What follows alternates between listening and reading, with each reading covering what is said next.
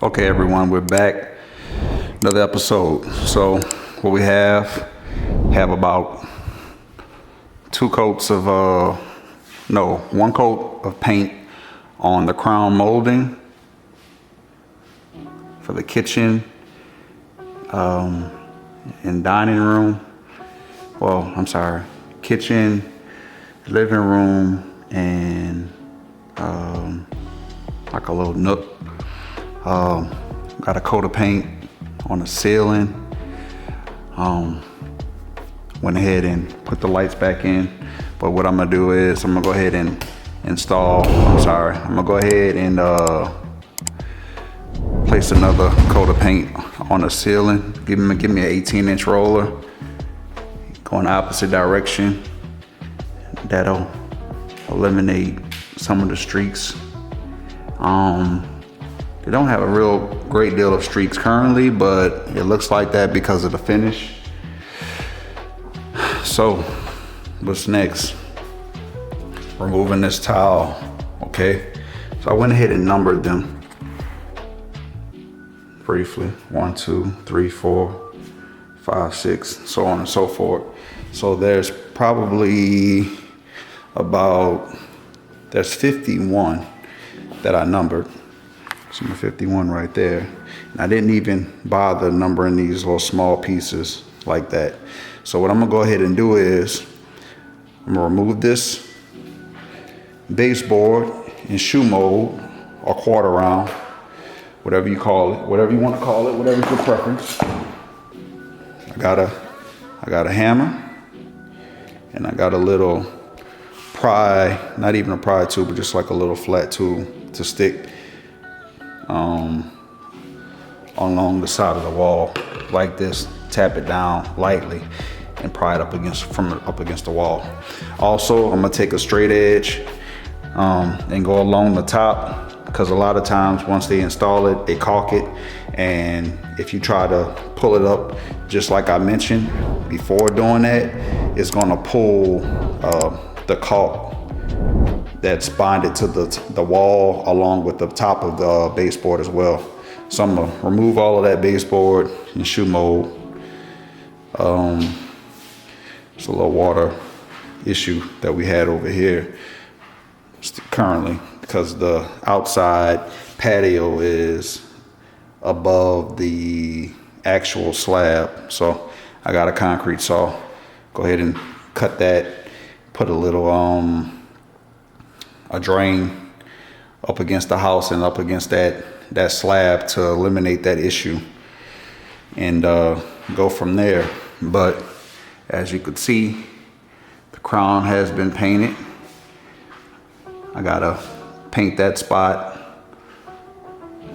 like lightly sand that spot right there, because that's where 3 pieces are. So you have a piece, you got a piece there, there, and there. So I'm gonna lightly sand that edge and that edge, and spot paint it, and then paint it all the way in its entirety from that inside corner out, so you won't see that. There's a few more joints that I have to clean up. Just don't like how they came out. Real perfectionist, but there's one right there that you could probably barely see. But this is only 1 coat of paint on the crown along with the ceiling. So overall, I'm fairly impressed. Also sanded and painted the top portion of this cabinet. Not even cabinet, yeah, pretty much the cabinet here in the kitchen, or hood. So remove the floors, remove the baseboard and shoe mold just for that section, and we'll go from there. See where this next video takes us. So I'm gonna remove the towel first, remove all this towel, and then I'm gonna come back and remove this engineered hardwood. So it is currently, I'm gonna do the towel first. So what I bought was, I was gonna get the jackhammer and the trolley for it and everything, but I already had a hammer drill. So I got this chisel for this hammer drill.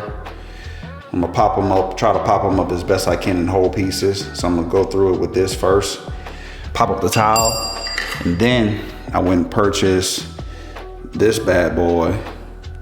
It's like 65 bucks or something like that. But I'm gonna go over the entire floor with this to take off the grout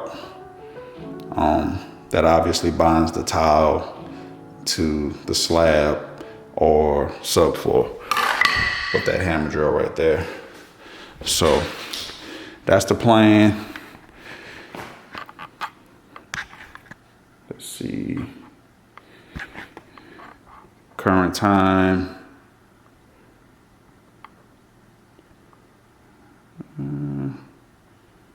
Can't focus in for some odd reason. Let's try to focus out. Current time is 12:26. So I'm gonna give myself about an hour to remove this run of tile here all the way through to there.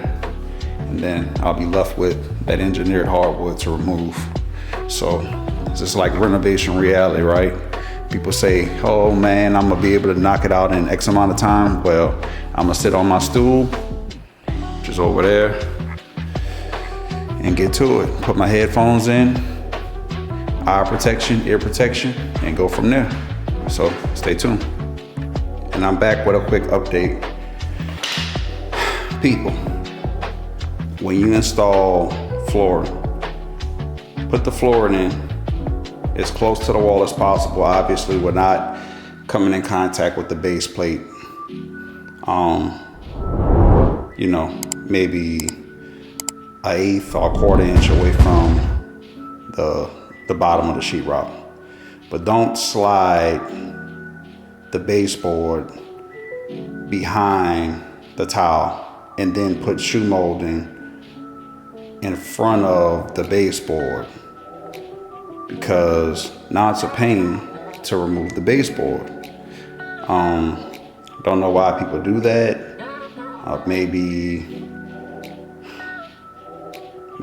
yeah, this is the original tile. So I know they probably came in and put the baseboard in first, then put the tile and butted it up against the baseboard, and then put the shoe mold in. But when you do that, it actually makes the baseboard that you've installed look that much shorter, right? Because now, instead of sitting slightly above or right, pretty much at the top of the tile, you've lost whatever that thickness of the tile along with the mortar is. Don't do that. Don't do that. Leave it to the professionals if you don't know what you're doing. Okay. All right, people, we're back. We're back. So, got all the tile removed.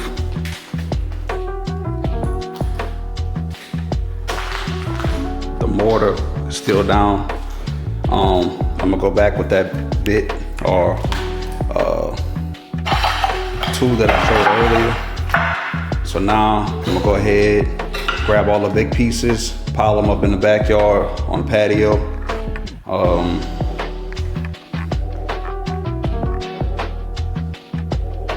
It is currently